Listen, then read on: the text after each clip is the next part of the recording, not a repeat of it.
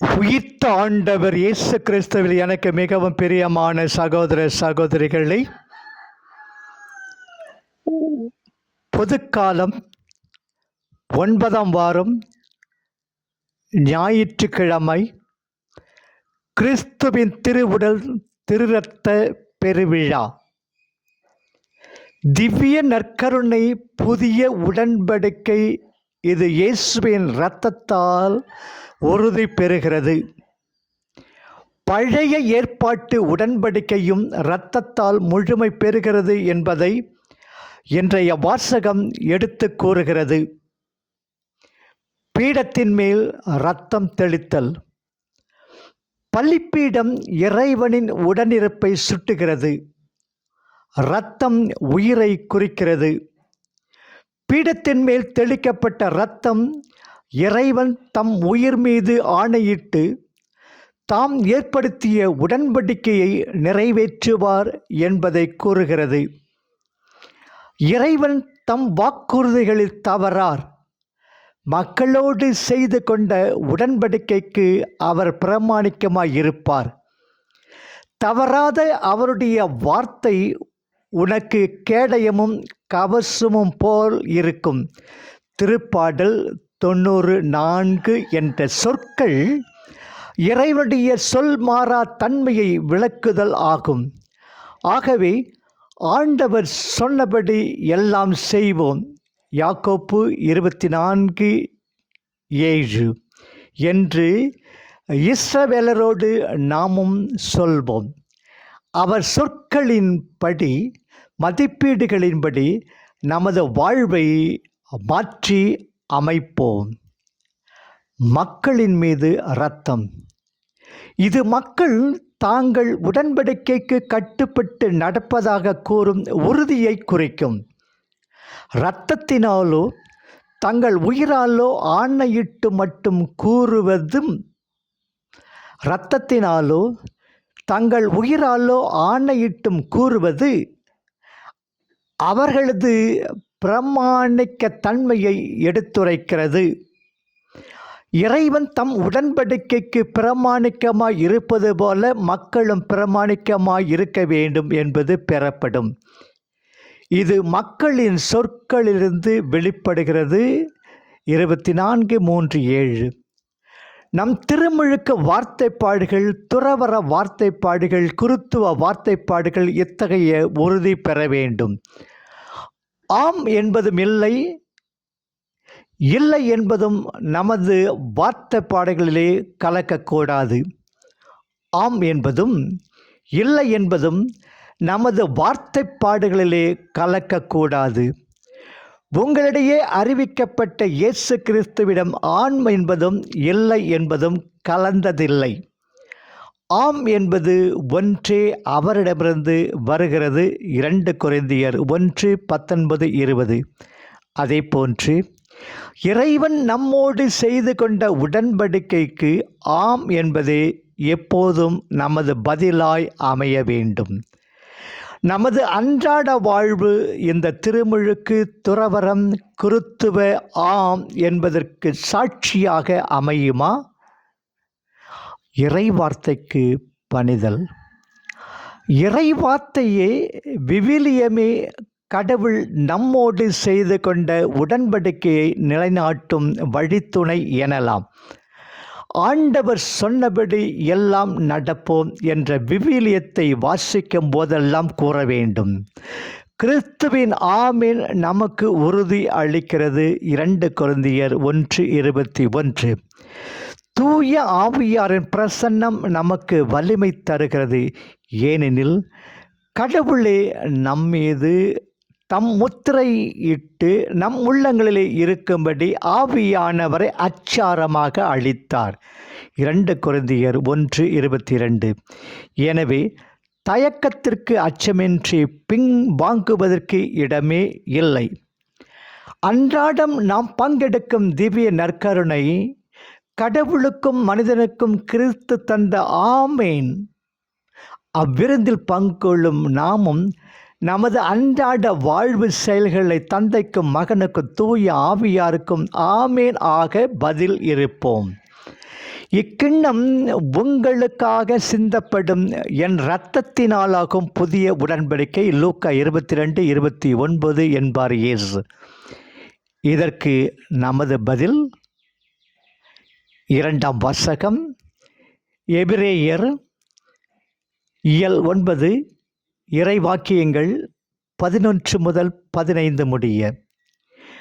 பழைய ஏற்பாட்டு பலிகளும் குருத்துவமும் தம்மிலே அன்றாட இருளை பாவக்கரையை போக்கும் ஆற்றல் அற்றவை. அவை தீட்டு கழிக்க பயன்படுத்தப்பட்ட வெள்ளிச் சடங்குகள், வரையறுக்கும் புது குருத்துவத்தின் சின்னங்கள். இயேசு ஒருவரே ஒப்பற்ற குரு, நித்திய குரு. இவர் பாவிகளினின்று பிரிக்கப்பட்டு வானங்களுக்கு மேலாக உயர்த்தப்பட்டார். இத்தலைமை குருவின் தனித்தன்மையை விளக்குகிறார் பவுலடியார். புதிய குருவும் பலியும். யூதர்களின் வழிபாட்டு கூடாரங்களில் முதற் பகுதி தூயகம் என அழைக்கப்பட்டது. இங்கு மட்டுமே குருக்கள் செல்ல அனுமதிக்கப்பட்டனர். 2ஆம் திரைக்கு பின் உள்ள பலிப்பீடம் திருத்தூயகம் என அழைக்கப்பட்டது. இப்பீடம் பொன்னால் ஆனது. இங்கு உடன்படிக்கை பேழை, கற்பலகைகள் போன்ற இறைப்பிரசன்ன சின்னங்கள் பத்திரமாக பாதுகாக்கப்பட்டன. இத்திருத்தூயகத்திற்கு ஆண்டிற்கு ஒரு முறை தலைமை குரு மட்டுமே பாவங்களுக்கு பரிகாரம் செய்ய இரத்தத்தை கையிலேந்து செல்வார். சாம்பல் கலந்த நீரும் ஆட்டுக்கடாக்கள், காளை மாடுகள் இவற்றின் இரத்தமும் வெள்ளி தூய்மை அளித்து தீட்டு கழித்தன. எண்ணிக்கை நூல் 19:9, 14 முதல் 21 முடிய. இவை அருள் வாழ்வு சாவாக்கிய பாவத்தை போக்கி நமது உள்ளத்தை தூய்மைப்படுத்துவதில்லை. புதிய ஏற்பாட்டிலோ நமது ஆண்டவர் முன்னதை விட மேலானதும் நிறைவுள்ளதுமான கூடாரம் ஒன்றை கடந்து ஒரே முறையில் எக்காலத்திற்குமே தூயகத்தில் நுழைந்து விட்டார். இயேசு தானே பலிப்பொருளாகவும் பலி செலுத்தும் குருவாகவும் நின்று தன்னையை தகன பலியாக்கி நம்மை மீட்டுள்ளார்.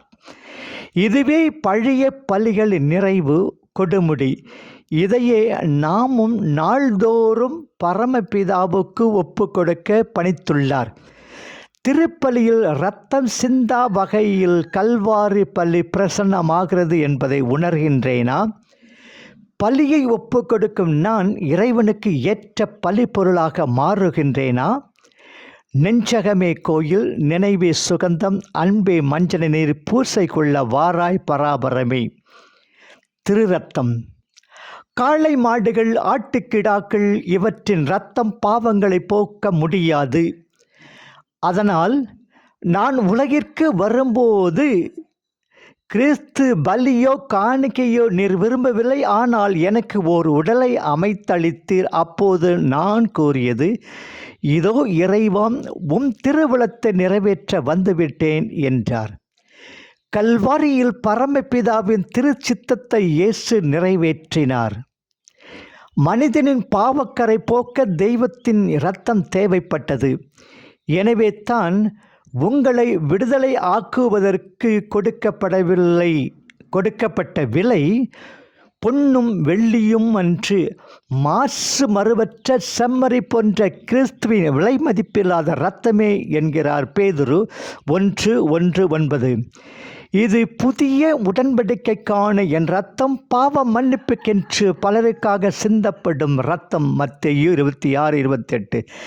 என் தசையை தின்று என் இரத்தத்தை குடிப்பவன் முடிவில்லா வாழ்வை கொண்டுள்ளான் என்பது யோவான் 6:54 ஆண்டவரின் அருள்வாக்கு. அவருடைய இரத்தத்தின் ஆற்றலிலே நமக்கு துணிவு இருப்பதால் நேர்மை உள்ளத்தோடும் முழு விசுவாசத்தோடும் அவரை அண்டி செல்வமாக என்று அழைப்பு விடுக்கிறார் பவுலடியார் 10:20-23. எத்திக்கும் தானாகி என் இதயத்திலே ஊறி, எத்திக்கும் தானாகி என் இதயத்தை ஊறி தித்திக்கும் ஆனந்த தேனே பராபரமே என்கிறார் தாயுமானவர். 3ஆம் வாசகம் நற்செய்தி மார்க்கு 14 இறை வாக்கியங்கள் 12 முதல் 16 முடிய, மீண்டும் 22 முதல் 26 முடிய. இறைவன் தன் படைப்பிலே பிரசன்னமாயிருக்கிறார். தன் சாயலாக படைத்த மனிதனில் சிறப்பான வகையில் குடிக்கொண்டுள்ளார். தெய்வ திருமகன் மனித இயல்பை தனதாக்கி கொண்ட இயேசுவில் கடவுள் மனிதரானார். அதே இயேசு தன் மரணத்திற்கு முன்னர் சாதாரண அப்பரசத்தை தன் உடலாகவும் இரத்தமாகவும் மாற்றி நமது அருள் வாழ்வு உணவாகின்றார். நாம் செலுத்த வேண்டிய அன்றாட பலியாகிறார். இதையே இன்றைய நற்செய்தி நவில்கின்றது. பாஸ்கா விழா. இஸ்ராயேல் மக்கள் எகிப்து நாட்டில் கொத்தடிமைகளாக வாழ்ந்தனர். தம்மை மீட்கும்படி தம் காப்பு கடவுளை இறைஞ்சினார். அவர்களது மன்றாட்டு கேட்கப்பட்டது. இரத்தம் பூசப்பட்டிருந்த இஸ்ராயேல் மக்கள் வீட்டு தலைச்சன்களை அழிக்காது மரண தேவன் அவர்கள் வீட்டை கடந்து எகிப்திய குடும்பங்களின் தலைச்சன்களை கொல்லும்படி செய்தார் கடவுள். பாஸ்கா என்றாலே கடந்து செல்லுதல் என்பது பொருள். இம்மீட்பு பணியை நினைவு கூர்ந்து இறைவனுக்கு நன்றி கூற ஏற்படுத்தப்பட்ட விழாவே பாஸ்கா விழா. இதை கொண்டாட வேண்டிய முறை விடுதலை பயணத்தில் கூறப்பட்டுள்ளது. 12:1 முதல் 28 முடிய. இயேசுவும் இஸ்ராயேல் மகன் என்ற முறையில் சீடர்களுடன் எருசலேமில் இவ்விழாவை கொண்டாடினார். குறிப்பிட்ட உணவுப் பொருட்களை உண்ணுவதுடன் இறைப்புகழ் பாடுவது இவ்விருந்தின் சிறப்பான அம்சமாகும்.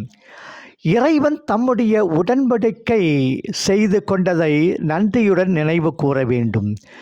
மோயிசன் தலைமையில் எகிப்திலிருந்து தப்பியோடிய வேளையை தங்களுக்கு வழிவிட்ட செங்கடல் தம்மை துரத்தி வந்த எகிப்தியரை பொங்கி எழுந்து அழித்ததை நன்றியுடன் நினைவு கூற வேண்டும்.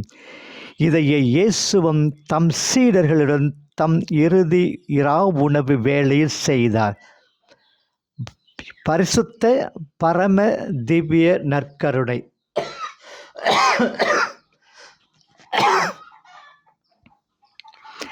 இறுதி உணவு வேளையில் இயேசு இறுதியுரையாற்றினார். இயேசுவின் இறுதியுரை கேட்ட சீடர்கள் கண் கலங்கினர். அவர்களை அனாதைகளாக தான் விட்டு செல்ல மாட்டேன் என்றார். மோயிசன் சட்டப்படி பாஸ்கா உணவு நடந்து கொண்டிருந்தது. எனினும் வழக்கத்திற்கு மாறான ஒன்று அங்கு நடந்தது. ஆண்டவர் அங்கிருந்த அப்பத்துண்டை எடுத்தார், கண்களை மேலே உயர்த்தினார், இறைப்புகழ் கூறினார், இது என் உடல், இதை பெற்று உண்ணுங்கள் என்றார். அதுபோல் இரச கிண்ணத்தையும் எடுத்து நன்றி கூறி, உடன்படிக்கைக்கென பலருக்காக சிந்தப்படும் இது என் இரத்தம் என்றார். 40 ஆண்டு பாலைவனத்தில் தண்ணீரை ரசமாக்கினார் இயேசு. டைபீரியஸ் கடற்கரையில் அப்பத்தை பலுக செய்து 5000 பேரின் பசியை போக்கினார் மணுமகன். இங்கு அப்பத்தை தன் உடலாக, ரசத்தை தன் இரத்தமாக மாற்றி நமக்கு அளிக்கின்றார். பிள்ளை பசித்திட பெற்ற தாய் தன் தசை பிடுங்கி கொடுப்பதுண்டோ? நற்கருணையில் தெய்வ திருமகன் அப்பத்தின் வடிவத்திலே, வண்ணத்திலே, குணத்திலே நிறைந்து மறைந்து நம்மிடம் வருகின்றார். கிண்ணத்தில் பருகுதல் ஒருவன் மற்றவனோடு கொள்ளும் உறவை குறிக்கும். இயேசுவின் உடலை உண்டு இரத்தத்தை பருகும் பொழுது நாம் அவருடன் இணைக்கின்றோம். நற்கருணை உணவு மட்டுமன்று பலியாகவும் ஏற்படுத்தப்பட்டுள்ளது. வேற்று பொருளை வெறுமை என ஒதுக்கி தன் உடலையே பலிப்பொருளாக கொண்டு தானே குருவாக நின்று தன்னை பலியிட்டு புதிய உடன்படிக்கையை தன் இரத்தத்தால் எழுதினார் இயேசு. இக்கல்வாரி பலி அன்றோடு முடிந்து விடாது, என்றும் நிலைத்திருக்கவே தனது இறுதி உணவு வேளையில் அப்பரச வடிவில் புதுப்பலியை ஒப்பு கொடுக்க கட்டளையிட்டார். நற்கருணை நமது பலி, நமது உணவு, நமது உண்ணும் உணவு, நமது உடலாக மாறுகிறது. நற்கருணை என்ற நல்லமுதோ நம்மை இயேசுவாக மாற்றுகிறது, மாற்ற வேண்டும். அவரது அன்பும் தியாகமும் அருள் இரக்கமும் பொறுமையும் மன்னிக்கும் மனப்பான்மையும் நமதாக வேண்டும். இயேசுவிடம் வேண்டுவோம். நடமாடும் நற்கருணைகளாக மாறிட இறைவன் நம்மை நிறைவாக ஆசீர்வதிப்பாராக. ஆமேன்.